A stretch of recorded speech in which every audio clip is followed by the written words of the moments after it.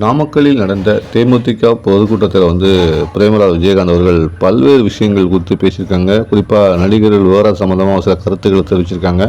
அதில் பார்த்தீங்கன்னா என்ன சொன்னாங்கன்னா இப்போது பார்த்தீங்கன்னா சினிமாவில் பல நடிகர்கள் திருமணம் செய்துக்கிட்டு பல ஆண்டுகள் வாழ்ந்துட்டு விவகாரத்தை வாங்குறாங்க. பார்த்தீங்கன்னா ரொம்ப கஷ்டமாக இருக்குது. ஏன் இப்படி பண்ணுறாங்கன்னு எனக்கு தெரியல. பொதுவாக பார்த்தீங்கன்னா கணவன் மனைவிகள் ஒரு உண்மையான புரிதல் இருக்கணும், ஈகோ இருக்கக்கூடாது, விட்டு கொடுத்து வாழணும். அப்படி தான் இப்போ தான் வாழ்க்கை.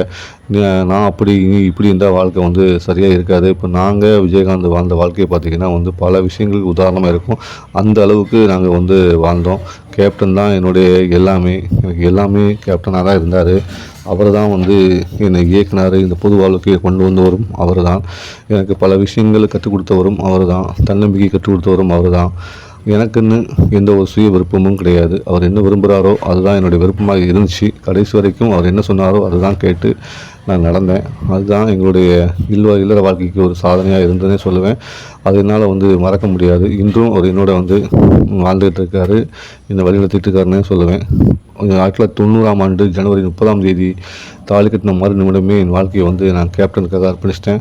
கேப்டன் எவ்வளோ பெரிய கோபக்காரன் என்பது எல்லாத்துக்கும் தெரியுமா? அவருக்கு எவ்வளோ கோபம் உங்களுக்கு தெரியுமா? ஆனாலும் அவர்கிட்ட ஒரு சில பொறுமைகள் நான் பார்ப்பேன்.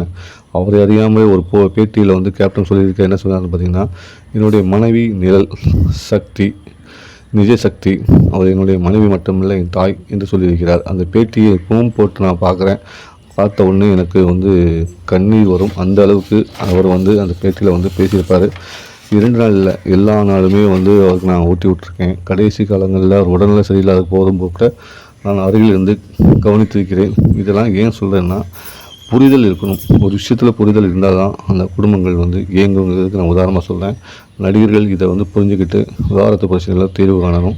எத்தனை பிரச்சனைகள் இருந்தாலும் சமாளிக்கிறதில் போதும்.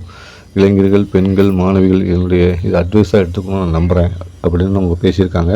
பிரேமலதாவின் இந்த பேச்சு தான் தற்போது வலைதளங்கள் வேகமாக பரவிட்டுருக்கு. பலரும் இதை வரவேற்றிருக்காங்க.